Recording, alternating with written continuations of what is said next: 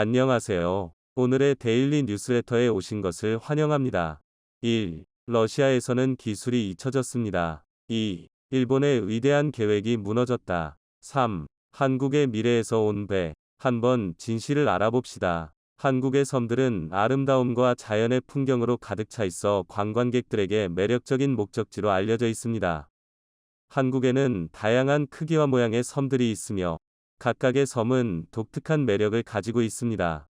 제주도는 그 중에서도 가장 유명한 섬 중 하나로 아름다운 해변, 용두암과 같은 역사적인 유적지, 그리고 화산 풍경으로 유명합니다. 봄에는 제주의 진달래 꽃밭이 환상적인 풍경을 만들어내며 여름에는 해변에서 수영과 스노클링을 즐길 수 있습니다. 태안반도의 안면도와 연화도는 자연의 아름다움과 조용한 분위기로 유명합니다. 안면도의 해안선을 따라 산책하거나 연화도의 숲속을 탐험하면 자연 속에서 휴식을 취할 수 있습니다. 또한 독도도 한국의 소유지로서 역사적으로 중요한 역할을 하며 그 아름다움은 해안선의 바위와 바다로 둘러싸인 절경을 감상할 수 있습니다. 러시아에서 버려진 기술이 한국에서 되살아났다. 세계 최초로 상용화에 성공했다고 합니다. 세계 유수의 기업들이 불가능하다고 한 일을 한국이 해낸 것인데요. 이 덕분에 일본의 계획이 완전 어그러졌다고 하는데요. 뜻하지 않게 일본의 원대한 꿈이 한국 기술 덕분에 박살났다고 합니다. 대체 어떤 계획이었고 한국이 성공시킨 기술이 무엇인지 삼면이 바다로 둘러싸인 대한민국, 남해와 서해를 찾는 이들이 감탄하는 것은 바로 수려한 섬입니다. 세계 그 어디에서도 볼 수 없는 풍광을 볼 수 있는 곳이 바로 대한민국 섬이라 할 수 있죠. 언뜻 봐도 엄청난 섬 숫자를 자랑하는 대한민국. 얼마나 많은 섬들이 대한민국에 있는 것일까요? 놀랍게도 3,348개나 되는 섬을 한국이 보유하고 있다고 합니다. 15,000개의 섬을 가진 인도네시아가 1위이고 한국은 무려 4위에 해당한다고 하는데요. 한국의 섬을 매주마다 7곳씩 방문한다고 해도 64년이 걸린다고 합니다. 사람이 사는 섬들 외에도 무인도들도 많은데요. 배가 갈 수 없어 현실적으로 이 섬들을 모두 방문하는 것은 불가능에 가깝습니다. 사람이 살고 있는 섬들도 과거에는 많았지만 지금은 교통의 불편함으로 인해 점점 그 숫자가 줄고 있다고 하죠. 그런데 이 모든 섬들을 아무 문제 없이 이동할 수 있는 수단이 생겼다고 합니다. 그것도 몇십 시간이나 배를 타고 이동하는 것이 아니라 단 몇 시간만 있다면 대한민국 어디든지 갈 수 있다고 하죠. 하늘을 나는 배라고 불리는 의그선이 바로 그 주인공입니다. 의그선은 사실 사람들에게 잘 알려지지 않은 이동수단인데요. 배와 비행기의 장점만을 결합한 초고속 해상 운송 수단이라고 합니다. 맨 처음에 의그선을 개발한 것은 핀란드의 기술자 카아리오였는데요. 이를 본 소련에서 의그선의 군사적 이용을 염두에 두고 연구를 진행했습니다. 육해공에서 빠른 속도로 움직이는 의그선을 활용한다면 군 부대 이동 시 적진에 빠르게 투입할 수 있다고 바라본 것이죠. 연구를 하던 중 소련은 카스피해 근방에서 개량 중인 의그선 실험을 감행합니다. 당시 시속 550km의 속도로 날아가는 이 형체에 미국은 깜짝 놀랐다고 하는데요. 미 중앙정보국 CIA는 이 비행체를 보고 바다괴물이라 불렀다고 하죠. 이 실험에서 사용된 의그선은 KM이라는 명칭이 붙여졌는데요. 1964년 소련의 기술자 티슬라브 알렉세예브에 의해 설계된 이 제품은 가까이에서 보면 엄청난 크기를 자랑하는 물건이었습니다. 하지만 엄청난 크기에 비해 안정성은 물론이고 효율성이 떨어졌기에 소련이 개발한 의그선은 화물 수송용으로 목적을 바꿔 개발에 들어갔습니다. 문제는 알루미늄 합금으로 만든 선체가 불안했고 제작과 운용 예산의 문제로 진행 중이던 프로젝트는 완전히 취소되었죠. 의그선은 역사 속으로 사라지는 것처럼 보였습니다. 하지만 엉뚱한 곳에서 의그선은 부활하게 되었는데요. 바로 대한민국에서 의그선은 생명을 되찾게 되었습니다. 원래 의그선은 러시아의 빛을 갚기 위해 한국에게 수출되었습니다. 90년대 초 러시아는 한국에게서 30억 달러의 부채를 갚지 못했죠. 그 결과 러시아는 원천 기술뿐만 아니라 각종 무기들을 헐값에 한국에 넘겼습니다. 이 과정에서 한국이 위그선 제조 기술을 러시아에게서 얻었죠. 처음 러시아 기술을 받았을 때는 수면 위 5m만 운용 가능한 기술로 파도가 거친 한국에서 사용하기에는 무리가 있었습니다. 그러나 이 기술의 가치를 알아본 한국 기술자들은 개량을 거듭한 끝에 한국형 위그선을 만들어냈습니다. 개량은 쉬운 일이 아니었습니다. 1996년 국내 조선 4와 공동으로 시제품 갈매기 1호를 만들고 2002년에는 한국해양연구원과 벤처업체가 손을 잡아 최대 출력 100마력의 4인승 위그선을 만들어 시운전에 간신히 성공했죠. 효율성과 안정성을 모두 고려한 제품을 만드는 것은 난제로 보였습니다. 소련 기술자들도 성공하지 못해 폐기 처분한 제품을 한국이 극복하는 것은 불가능해 보였죠. 하지만 오랜 인고의 세월을 거쳐 작년 3월 위그선 M80 기종이 건조 승인 어프로블 포 컨스트럭션을 받게 되었습니다. 아롬 비행 선박 산업이 세계 최초로 위그선 상용화에 성공한 것입니다. 최고 130노트로 비행이 가능하며 한 번 비행 시 600km 장거리도 거뜬한 이 제품은 20만 km 이상의 실해상 시운전 경력을 보유할 만큼 안정성도 증명되었습니다. 도서 지역이 많은 한국에도 적합한 기종으로 위그선만 있으면 어디든지 갈 수 있죠. 이후 기술 개발을 거듭해 20인승 위그선 개발에 힘을 쏟고 있는데요. 본격적으로 대형화 사업이 진행되면 비행기와 배로만 이동할 수 있던 곳을 위그선을 이용해 1시간 이내로 이동이 가능해진 것입니다.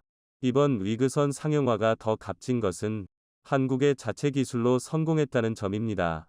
과거 상용화에 뛰어든 한국 기업은 물론이고 중국과 러시아 업체들도 상용화의 번번이 실패로 끝나면서 위그선 사업을 접어야 했는데요. 아롬 비행 선박 산업은 경량화와 효율성, 사업화 가능성까지 모두 잡으며 전 세계 어디서나 운용 가능한 위그선을 개발했다는 점에서 국내 시장 외에도 해외 시장까지 진출할 수 있습니다. 이미 위그선의 가치를 알아본 해외 기업들이 계약을 맺었는데요. 인도네시아에서 2척을 선주문했으며 스페인과 중동 국가들 역시 10척을 주문하는 구매 약정서를 맺었습니다. 태국과 콜롬비아 등 다양한 국가에서 위그선 요청이 쏟아졌다고 하죠. 예상되는 수요는 1만 5천 척 이상으로 대략적인 금액만 따져봤을 때 무려 34조 원의 부가가치를 생산할 수 있다는 점에서도 의미가 있습니다. 일자리 창출 효과까지 볼 수 있기에 앞으로의 전망도 창창합니다. 한국에서는 이르면 포항 울릉도 여객 수송 위그선이 출항할 예정인데요. 울릉도에 가기 위해서 배에 탑승해 3시간 동안 뱃속에서 고통을 겪어야 했으나 위그선이 등장하면서 1시간 이내로 빠르게 이동이 가능해졌습니다. 또한 울릉도를 넘어 독도까지도 위그선으로 오갈 수 있게 되는데요. 이전까지는 쉽게 갈 수 없었던 독도도 빠른 시간 내에 이동할 수 있게 되어 한국인들이 독도 관광을 쉽게 즐길 수 있게 됩니다. 현재 밀려드는 해외 수요를 감당하기 위해 경남 사천에 있는 SPP 조선소의 위그선 공장을 설립한다는 소식까지 전하며 승승장구하고 있는데요. 이 소식을 듣자 일본 정부와 지자체에서는 일제히 한숨이 나왔다고 합니다. 한일 해저 터널의 원대한 계획이 무너졌기 때문인데요. 일본의 계획을 한국이 의도치 않게 망가뜨린 것입니다. 한일 해저 터널은 일본 스시마 섬과 이키 섬을 중간 경유지로 두고 일본 규슈 지방까지 한국과 일본을 연결하는 프로젝트입니다. 100년 정도 논의된 주제로 한일 양국을 비행기나 배를 이용하지 않고도 오갈 수 있다는 점에서 양국 정치인들의 관심을 받은 바 있죠. 첫 구상은 일제강점기로부터 시작되는데요. 당시 일제는 만주를 괴뢰국으로 세우고 중국과 베트남, 동남아시아 대부분을 집어삼키며 대동아 공영권을 만들 계획을 꿈쨌죠. 일본에서 시작해 동남아시아까지 연결하는 약 1000km 위 철도 계획이 이때 첫 등장합니다. 일제가 이룩한 영토를 철길로 볼 수 있다는 점에서 각광받은 이 계획은 현실성이 없다는 이유로 철폐되었지만 한일 해저터널이라는 형태로 모습을 바꾸며 한국을 괴롭혔습니다. 2003년 영국과 프랑스가 채널 터널을 건설하면서 이 논의는 불이 붙었죠. 한국과 일본을 연결해 양국 간 소통을 강화하고 평화를 다지자는 것이 일본 측이 내세운 표면상의 논리였습니다. 또한 터널을 뚫으면 여객이나 화물 운반에 있어서도 비용을 아낄 수 있다는 것이 일본에서 내세운 중요 논리였습니다. 배나 비행기로 이동하는 것보다 열차를 통한 운송이 더 저렴하다는 주장이었죠. 하지만 연구 용역을 통해 효율성과 경제성을 검토한 결과 한일 해저 터널은 한국에게 어떠한 이득이 없는 것으로 밝혀졌습니다. 향후 시베리아 횡단 철도와 한국이 연결될 경우 최종 기착지가 일본이 되는 사태가 벌어져 한국의 지정학적 이점이 완전히 사라지는 불이익만 있을 뿐이었죠. 한국은 해저 터널에 대해 어떠한 의견도 보이지 않으며 일본의 일방적인 주장을 거부했습니다. 하지만 여전히 일본은 한일 해저 터널의 유용성을 언급하며 한국을 괴롭혔습니다. 한일 해저 터널이 있으면 기존보다 더 빠르게 오갈 수 있다는 장점이 있었기 때문이었죠. 그런데 이번 위그선의 상용화로 해저 터널의 장점이 사라진 것입니다. 위그선의 크기를 키우면 많은 승객들을 태우고 일본을 오갈 수 있게 되는데요. 대한해협 양쪽에 위그선 선착장을 배치한다면 일본이 주장하는 속도 차원에서의 장점을 위그선으로 완벽히 대체할 수 있게 되죠. 게다가 현재 위그선 기술에 있어 선진국으로 거듭난 대한민국이 위그선 영업과 운용에 나서게 된다면 한일 해저 터널을 굳이 뚫을 필요 없이 양국을 빠르게 오갈 수 있게 됩니다. 일본 입장에서는 한국을 속여 한일 해저 터널 개통이 가능했는데 위그선의 등장 덕분에 한국을 속일 수 없게 된 것이죠. 일본의 주장이 더 이상 통용되지 않게 된 것입니다. 위그선 덕분에 불가능으로 여겨졌던 많은 일들이 가능해질 것으로 보이는데요. 포항 독도를 들려 독도에서 일본까지 갈 수 있는 프로그램도 가능하리라 보입니다. 일본에서도 역으로 독도를 거쳐 한국을 올 수 있게 되죠. 독도에 박혀있는 태극기를 일본인들이 보면서 자연스럽게 더 이상 독도를 일본 땅이라 여길 수 없게 되는 것이죠. 북한에서 심상치 않은 움직임이 관측되었습니다. 2014년 9월, 일본 정부는 야심찬 회의체를 만들었습니다. 이름하여 로봇혁명실현회에 거창한 이름을 가진 이 회의체에는 수많은 기업 대표와 지자체 수장들이 포함되었고 이들과 몇 차례 대충회의를 한 일본 정부는 곧 로봇 신전략이라는 거창한 프로젝트를 발표합니다. 이 프로젝트의 세부 내용은 이렇습니다. 2020년까지 약 1조 900억 원을 들여 로봇 산업 특구를 만들고 제조업 분야 로봇 시장 규모를 키우겠다는 목표입니다. 지금 2023년이니까 이 프로젝트의 결말은 굳이 말하지 않아도 다들 아실 거라고 봅니다. 일본이 이렇게 로봇 산업에 돈을 쏟아부으며 키우려는 이유는 2011년 후쿠시마 원자력 발전소에서 방사능 누출 사고가 결정적인 원인이었습니다.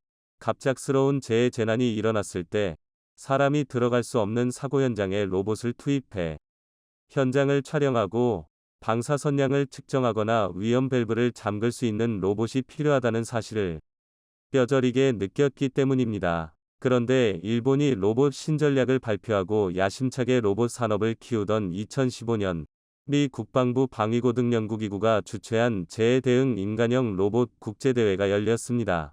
일본은 당연히 산업용 로봇으로 크게 앞서 있던 자신들이 1위를 할 것으로 기대했습니다. 그런데 뚜껑을 열어보니 1위는 생각지도 못한 한국팀이 차지했습니다.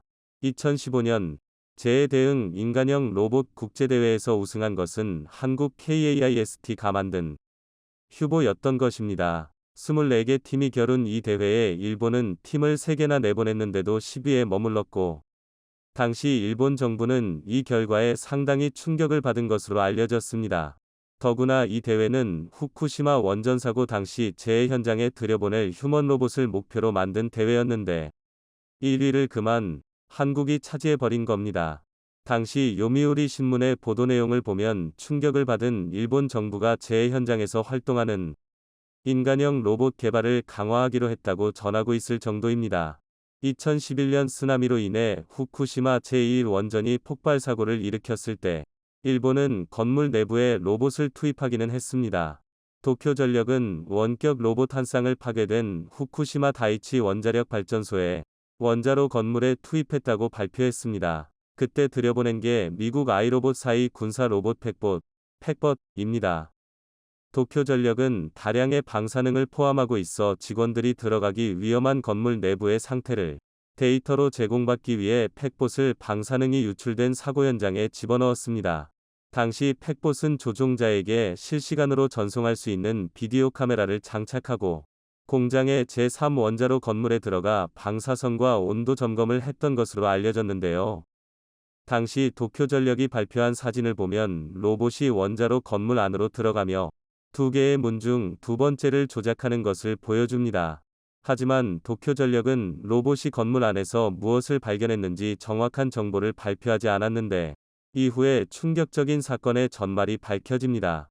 얼마 전 UCLA 기계공학과 교수이자 로멜라 로봇 연구소장인 데니스 홍은 한 TV 프로그램에 출연해 후쿠시마 원전 사고 현장에 들어갔었던 당시의 목격담을 전해 충격을 안겼습니다. 2011년 후쿠시마 원전이 사고를 냈을 때 더 큰 피해를 막기 위해 원자로 진입이 필요했지만 방사능의 위험으로 사람의 접근이 불가능했던 상황에서 일본 정부는 데니스 홍을 비롯해 몇 명의 과학자를 초청해 원자로 진입 임무를 맡겼습니다. 데니스 홍은 당시 이를 이렇게 회상했습니다. 목숨을 걸고 후쿠시마 원전에 들어갔다. 정말 무시무시했다. 삐삐같이 생긴 방사능 측정 장치가 있는데 삐삐 소리가 나면 놀라서 스톱하고 가다가 또 삐삐하면 스톱하고 엄청나게 무서웠다. 당시 데니스 혼과 과학자들은 현장의 영상을 보낼 수 있는 군사용 로봇 팩봇을 원전에 투입하는 실험을 진행했는데 로봇의 임무는 사고 현장을 카메라로 찍어보내는 것이었지만 로봇이 들어가 카메라를 돌리니 갑자기 화면에 흰색 점이 보이기 시작했다고 합니다. 방사능 때문에 카메라 안에 있는 센서가 죽은 것이었습니다. 방사능이 얼마나 독했던지 로봇에 부착한 전자회로를 순식간에 죽일 정도였던 겁니다. 다시 한번 돌려봤지만 마찬가지로 화면은 다 꺼져버렸고 결국 제대로 된 데이터를 전송받을 수 없었다고 합니다. 결국 후쿠시마에 투입된 로봇은 망가졌고 제대로 임무를 수행하지 못한 것입니다. 미국 드라마 체르노빌에서도 방사능 유출이 심한 곳에서는 현장 장비가 기능을 못했는데 후쿠시마 원전 현장도 마찬가지였습니다. 나중에 밝혀진 바로는 실제 사고 현장에 투입된 로봇들은 실패의 연속이었고 미국산 로봇 및 일본산 로봇이 원자로 건물 안에서 동신이 두절된 채 지금까지 미아 상태에 빠져버렸다고 합니다. 2011년 당시 후쿠시마 다이치 원자력 발전소에는 14m 높이의 쓰나미가 덮치고 냉각 시스템이 손상되어 수소 폭발이 일어났습니다. 폭발 이후에는 원자로 건물 3곳이 손상됐고 주변으로 방사능 오염을 확산시켰는데요. 일본은 로봇을 투입해서라도 현장의 상황을 알고 싶어 했지만 방사능 앞에선 로봇도 속수무책이라는 무기력함만 확인할 수 있었습니다. 그로부터 4년 뒤인 2015년 도쿄전력은 다시 최초로 수소 폭발을 일으켰던 후쿠시마 원전 1호기의 경납용기 내부에 배명 로봇을 투입했습니다. 녹아내린 해결료가 어디로 샜는지 찾기 위해서였습니다. 하지만 이 로봇도 투입한 지 3시간도 되지 않아 작동 불능 상태에 빠졌습니다. 이처럼 후쿠시마 원전 사고는 로봇에 대한 대중의 환상과 현실 간의 괴리를 가장 여실히 보여줬던 사건이었습니다. 이 같은 실패는 전 세계 로봇 공학자 모두에게 낭패감을 안겨주었습니다. 그래서 미국 방위고등 연구계획국 다퍼에서는 그에 대한 해답을 찾기 위해 재난구조 로봇 경진대회를 만들었습니다. 그런데 지난 2015년 일본을 제치고 한국의 휴보가 우승을 차지한 것입니다. 도쿄전력은 여전히 원자로 내부의 오염 상태와 녹아내린 해결료가 어디에 어떤 상태로 있는지 정확히 파악하지 못하고 있습니다. 아직도 해결료 파편의 정확한 양상을 파악하기 위해 이런저런 로봇을 투입해보고 있지만 성과는 없습니다.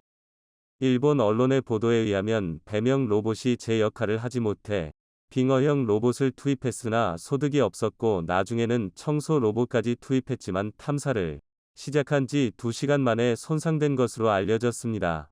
이쯤 되면 후쿠시마는 거의 로봇 공동묘지가 된 것으로 보이는데요. 도쿄전력은 폐로 안에서 고장나버린 로봇 회수를 포기하고 원격 조작용 케이블까지 절단해버렸습니다.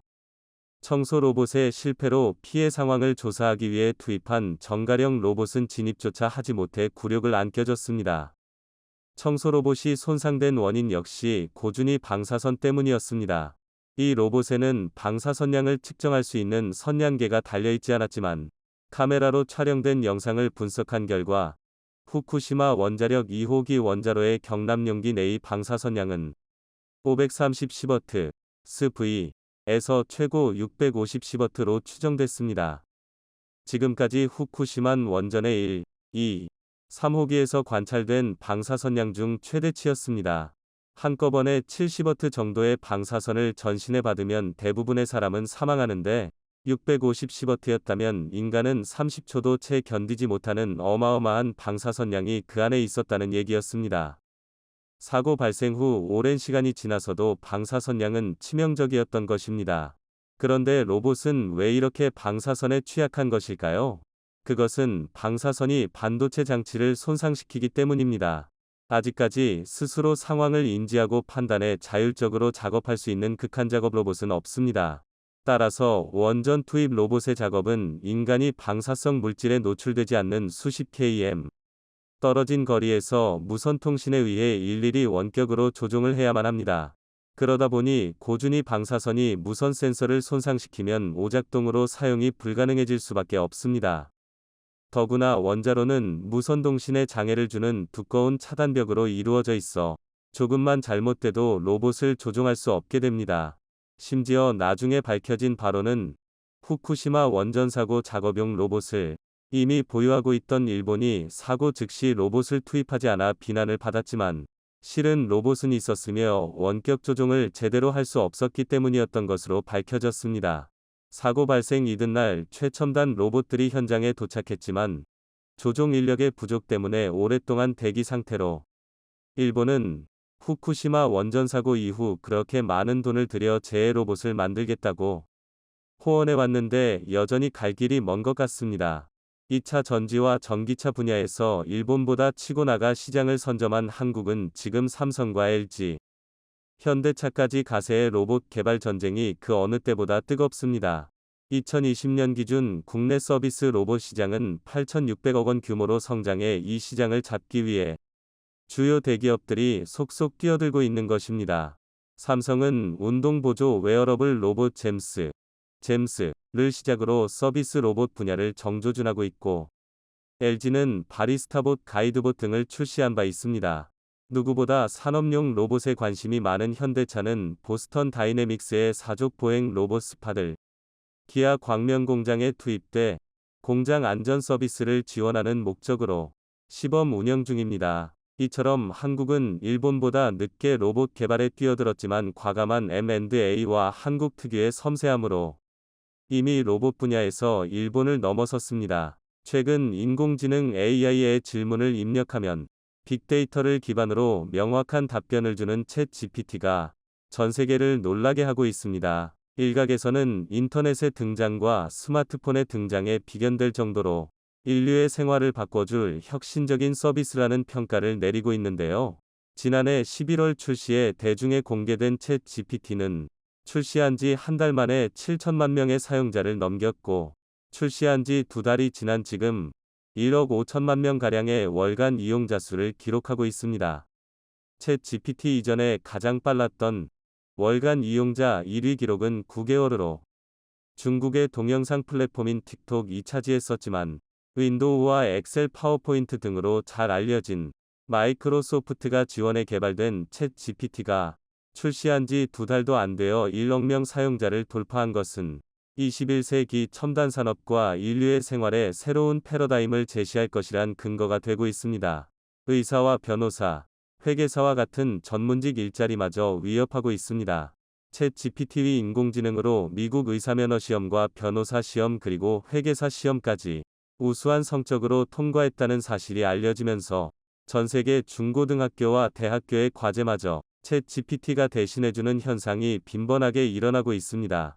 특히 챗 GPT는 기존 검색 엔진 시장을 완전히 뒤바꿀 것이란 전망이 나오고 있는데 전 세계 시장 점유율 80% 이상을 차지하면서 독점적인 시장 지위를 구축한 구글이 챗 GPT 혁신에 밀려날 것이란 의견도 나오고 있습니다.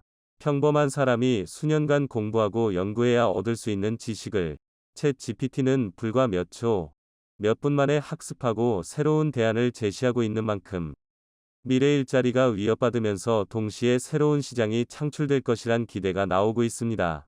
삼성전자의 노태문 사장 또한 챗 GPT와 같은 머신러닝과 딥러닝 인공지능이 전에 없던 혁신을 보여주고 있다며 삼성 역시 AI 개발을 전담하는 연구센터가 있고 챗 GPT와 같은 AI 시스템이 삼성과 스마트폰 유저가 더욱 발전하는데 새로운 길을 열어줄 것이라 언급했습니다. 여기에 중국과 대만도 가세하고 있습니다. 마이크로소프트 오픈 AI의 챗 GPT가 시장을 점령하자 중국에서도 짝퉁 챗 GPT가 우후죽순 등장하고 있는데요. 중국에서 만든 서비스의 경우 정품 챗 GPT보다 기술력과 품질이 떨어지는 것은 당연하지만 무엇보다 높은 가격의 이용료를 내게 유도하고 있어 중국 네티즌들도 이를 비판하고 있을 정도입니다. 이에 중국 당국은 미국의 챗 GPT와 같은 혁신적인 서비스를 자신들도 만들겠다며 중국판 챗 GPT 개발을 공식화했습니다. 대만 역시 중국에 밀릴 수 없다며 자체적인 챗 GPT 개발을 예고하고 있어 글로벌 AI 챗봇 서비스 시장이 급속도로 커질 것이란 전망이 나옵니다. 하지만 누구보다 발등에 물동이 떨어진 곳은 중국의 업체도 대만의 업체도 아닌 미국의 구글입니다. 독점적인 검색 엔진의 점유율을 마이크로소프트에게 넘겨줄 위기에 놓였기 때문인데요. 이에 구글 역시 자체적으로 개발하던 AI 서비스를 챗 GPT처럼 공개하는 것을 검토하고 있다는 소식입니다. 그런데 문제는 이런 인공지능 챗봇 시스템을 아무나 뚝딱 만들어낼 수 없으며 천문학적인 메모리 반도체가 필요하다는 것입니다. 최근 전 세계적인 챗 GPT 열풍이 삼성전자와 SK 하이닉스 등 국내 메모리 반도체 기업들에게 막대한 이익을 가져다 주고 있는 것으로 확인되고 있습니다. 챗 GPT가 빠른 속도로 연산하여 인공지능을 구현하기 위해선 미국의 그래픽 처리 장치 GPU를 전문으로 만드는 엔비디아의 A100 그래픽 칩셋이 필요합니다. 마이크로소프트 오픈 AI 서버에 이런 A100 그래픽 칩셋 수백만 개가 신경망처럼 연결되어 빠른 속도로 연산을 하고 결과값을 전송하는 시스템을 가지고 있습니다.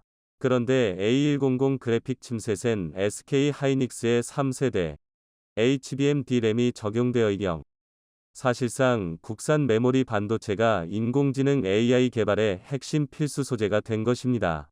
SK 하이닉스가 개발한 HBM은 고대역 대량의 메모리를 지연 시간 없이 순식간에 보낼 수 있는 반도체로 인공지능 개발과 같이 정보 처리량이 많은 시스템에 필수적으로 탑재되고 있습니다. 최근엔 A100 그래픽 칩셋보다 최신 버전인 H100 제품에도 SK 하이닉스의 4세대 HBM D램이 탑재되었고 엔비디아는 오픈 AI 챗 GPT에게 H100 그래픽 칩셋을 납품하고 있습니다. SK 하이닉스와 함께 글로벌 메모리 반도체 시장 70%를 장악하고 있는 삼성전자 역시 인공지능 서버용 D램을 개발 완료하면서 적극적으로 시장 공략에 나서고 있습니다. SK 하이닉스의 HBM과 유사한 지능형 메모리 D램을 개발하면서 엔비디아와 같은 그래픽 처리 장치를 생산하는 기업인 AMD에게 인공지능 서버용 반도체를 납품하고 있습니다. 기존에 삼성과 SK가 메모리 반도체에서 수익을 내던 분야는 PC와 스마트폰에 주로 탑재되던 모바일 D램이었지만 최근에 고성능 인공지능 D램으로 시장이 지각 변동하고 있다는 소식입니다. 챗 GPT를 개발한 마이크로소프트 오픈 AI뿐만 아니라 후발주자인 구글과 중국 그리고 대만의 첨단 기업들도 삼성과 SK 하이닉스에게 인공지능 D램을 주문하겠다는 문의가 쏟아지고 있는 상황입니다. 수요가 몰리다 보니 가격도 급등하고 있습니다.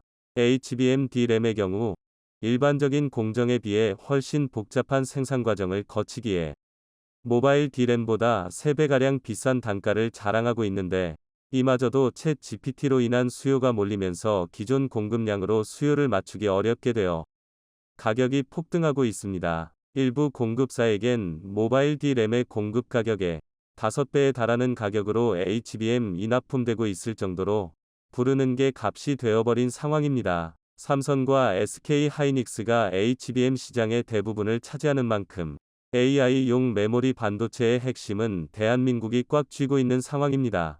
이런 와중에 국내 파운드리 기업인 DB 하이텍이 영업이익률 46%라는 경이로운 기록을 달성하면서 전 세계를 놀라게 하고 있습니다. DB 하이텍의 2022년 매출은 1조 6천억이며 이 중에서 영업이익이 7,700억 원 가량으로 대략 매출의 절반 정도가 영업이익인 셈입니다.